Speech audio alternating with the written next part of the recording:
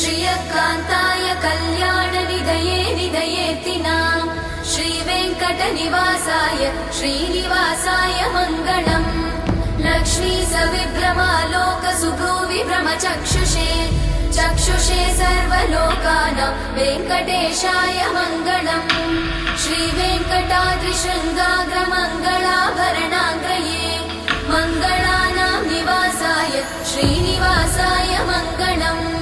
सर्वावयव सौन्दर्य सम्पदा सर्वचेतसां सदा सम्मोहनायास्तु वेङ्कटेशाय मङ्गलम्।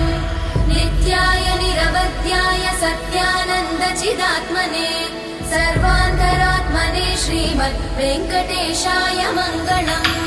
स्वतः सर्वविदे सर्वशक्तये सर्वशेषिने सुलभाय सुशीलाय वेङ्कटेशाय मङ्गलम्।